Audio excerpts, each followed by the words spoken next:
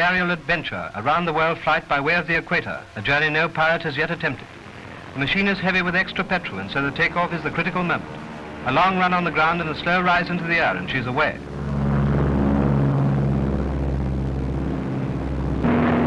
That's perfect. She was a global icon, a symbol of freedom in the sky. The first woman to fly solo across the Atlantic. And on July 2nd, 1937, Amelia Earhart vanished without a trace. Her final transmission crackled over the Pacific, then silence. No crash site, no body, just a mystery so enduring, it's haunted the world for nearly a century. From conspiracy theories of secret captures to high-tech scans of ocean floors, what really happened to Amelia Earhart? Her story begins not with a disappearance, but with a rise into history. Born in 1897, Amelia wasn't supposed to fly. She was supposed to marry, stay grounded, live quietly. But she found herself pulled to the skies from the moment she saw a plane at a fair when she was just 10. By the time she took her first flying lesson in 1921, the world was already paying attention. She was quick to learn, fiercely determined, and never looked back. By 1928, she was the first woman to cross the Atlantic by plane, albeit as a passenger. That was enough for headlines, but it wasn't enough for her. In 1932, she did it solo, flying from Newfoundland to Ireland in 15 hours. Cold, alone, with a broken altimeter and leaking fuel. And yet, she made it. Overnight, she became not just a pilot, but a legend. What followed was a blur of records. Fastest, highest, longest. She flew across the U.S., then from Hawaii to California, each time pushing boundaries that were meant to stop her.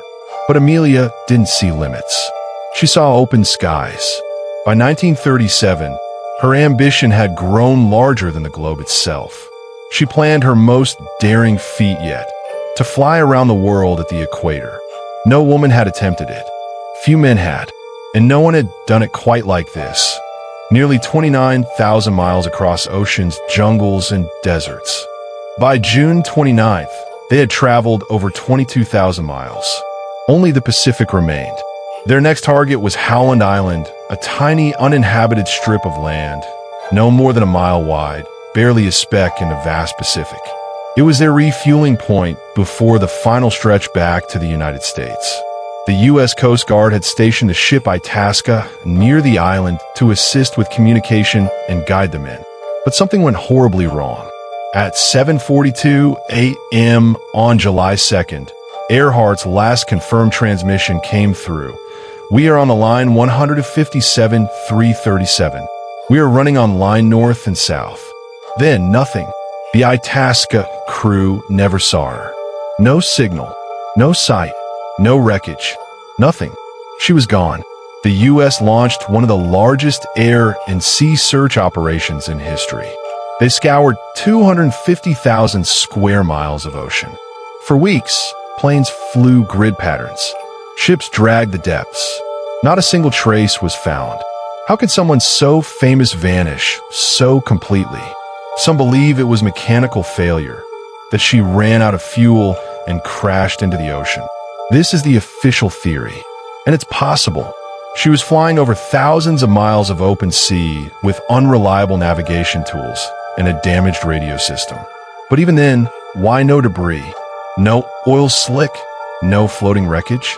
Others believe she veered off course and crash-landed on an uninhabited island like Nicomaroro. In fact, bones were found there in 1940, bones that might have been hers, but they were dismissed as male and lost for decades. Recent forensic analysis of notes and measurements suggest they may have been misidentified. And in 2018, cadaver dogs detected human remains on the island. Yet no DNA confirmation has ever been made. Then there's the capture theory.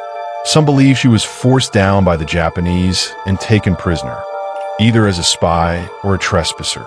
According to this theory, Earhart and Noonan survived the flight, were captured near the Marshall Islands, and later died in captivity. Photographs emerged in the 1940s allegedly showing Amelia alive in Japanese custody. But experts remain divided, and many photos have been debunked. The lack of hard evidence makes every theory plausible, and none conclusive. Even the U.S. government couldn't agree. Files are classified, reports redacted, and in 1940, when possible evidence was found, it was quietly buried. So what really happened? Was she a victim of the ocean? A secret prisoner? Or did she survive and choose to vanish? One theory suggests she returned to the U.S. under a new identity to escape fame and start over. A woman named Irene Bolam was accused of being Earhart in disguise. She denied it and sued. The case collapsed, but the whispers never fully died. Time has done little to dim the fascination. It was just before dawn when the Itasca, a U.S. Coast Guard cutter station near Howland Island, began straining its ears for Earhart's signal. The ocean was calm, the sky eerily quiet. No sign of distress, no trail in the clouds, nothing. But as the minutes turned into hours, anxiety swelled like the tides. They should have seen her by now. Her voice had crackled over the radio only hours before. Then silence. Amelia had reported that she was running low on fuel and couldn't see the island. She mentioned flying a line of position, the navigational lifeline that could have led her to safety or into oblivion. But if her fuel gauge was honest, the line didn't matter anymore. Every second in the air was a gamble against time. The Pacific a sprawling roulette table of ocean and empty sky. The Itasca's crew began scouring the waters. Planes were dispatched, their engines roaring above coral reefs and endless blue, searching for wreckage, a life raft, even a flicker of movement. But there was nothing. Amelia Earhart had vanished into one of the most remote regions on Earth, and the mystery was born. Speculation ignited like wildfire. One theory suggested she crashed and sank, her plane swallowed by the sea's depths. Another proposed she landed on a deserted atoll, Nikomaroro, once known as Gardner Island. Bones were found there in 1940.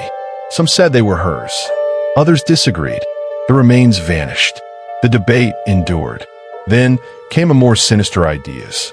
Some believed Earhart had been captured by the Japanese, suspected of espionage during a time of tense Pacific militarization.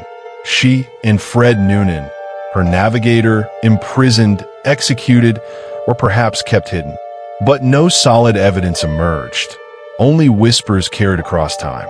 Some say the sea claimed her.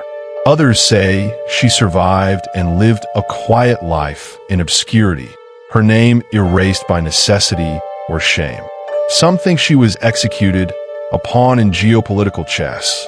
Still others believe she became a symbol, untethered from fact, a myth shaped by those who needed her to represent more than a person. And maybe that's the truth no sonar can find. In vanishing, Amelia Earhart became immortal. A woman who dared to fly beyond borders, gender roles, and fear. A soul who vanished without a trace, but left behind a legacy too loud to be silenced. And as the waves continue to crash against distant shores, somewhere in the blue void between sky and sea, her spirit still lingers, unsolved, unshaken, and unforgettable. And through all this, the world couldn't let go. At Oakland, California, ready for her great aerial adventure, around the world flight by way of the equator, a journey no pirate has yet attempted. The machine is heavy with extra petrol, and so the takeoff is the critical moment. A long run on the ground and a slow rise into the air, and she's away.